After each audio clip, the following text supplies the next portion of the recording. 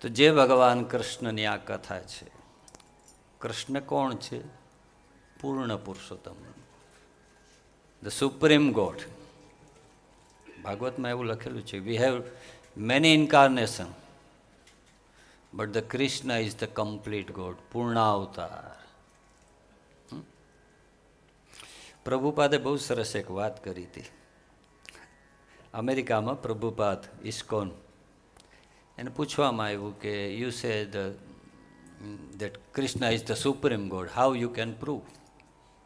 So this is Prabhupada's words. એણે કીધું કે in Christianity Jesus says I am the son of God. શું કહે છે? I am the son of God. ઇસ્લામમાં Mohammad એમ કહે છે કે I am the messenger of God. I am the messenger of God. While in Bhagavad Gita, Krishna says, I am the God.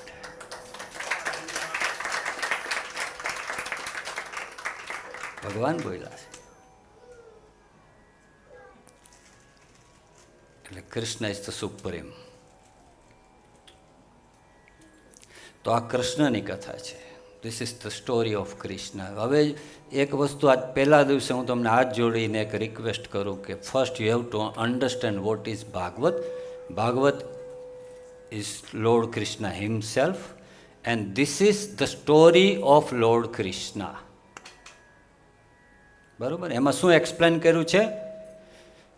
ભગવાનના અવતાર અને કૃષ્ણ ભગવાનની સ્ટોરી છે નંદભયાથી.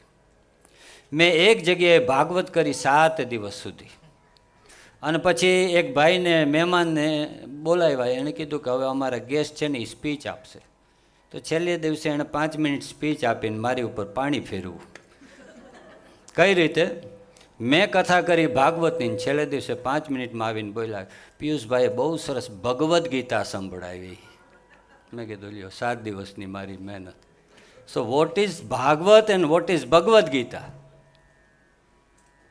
ઘણા લોકો આપણા યંગસ્ટર્સ પણ કન્ફ્યુઝ થાય. Bhagavad Gita and Bhagwat is same. No, it's not same. So Bhagavad Gita is the part of our Mahabharata, our epic. તો એમાં જે ભગવદ્ ગીતા છે, it's a message of Krishna. This is the song of Krishna. તો એમાં જ્ઞાન છે, એ મેસેજ છે કૃષ્ણનો. જ્યારે ભાગવત એ તો સાક્ષાત ભગવાન છે, એમાં ભગવાનની લાઈફ સ્ટોરી છે. So Bhagavad Gita has 700 slokas, while in Bhagavad we have 18,000 slokas. તો ભાગવત અને ભગવદ્ ગીતા બે ડિફરન્ટ છે, યાદ રાખજો. We have 4 Vedas, Rigveda, Yajurveda, Samaveda and Atharva Veda. So who is Hindu? આપણે કહીએ I am a Hindu. તો Hindu means who believe in Vedas. જે વેદને માને એ હિન્દુ કહેવાય. વેદમાં જે ઇન્સ્ટ્રક્શન છે એને ફોલો કરે એને હિન્દુ કહેવાય. તો 4 વેદાસ. વેદા કોણ છે? વેદ કોણ છે? Who is the writer of Vedas? There is nobody. કોઈએ લખેલા નથી. વેદ એ સ્વયં છે. એટલે કે ભગવાનના જે શ્વાસ છે એમાંથી વેદ પ્રગટ થયા છે. એટલા માટે સનાતન હિન્દુ ધર્મ કહીએ છે તો બધા ધર્મની એક ડેટ છે કે ક્યારે સ્ટાર્ટ થયો. જ્યારે હિન્દુ ધર્મની કોઈ ડેટ નથી કે ક્યારે હિન્દુ ધર્મની શરૂઆત થઈ.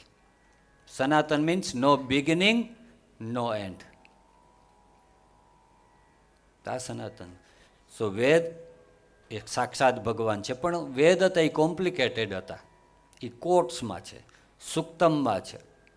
તો એને ઇઝી કરવા માટે પછી આવ્યા હિન્દુઇઝમમાં ઉપનિષદ. થોડું ઇઝી કર્યું નોલેજ. તો એમાં કેટલા છે?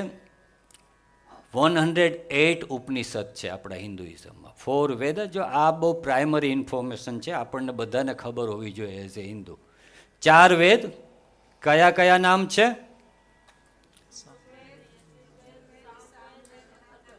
Very nice, very good.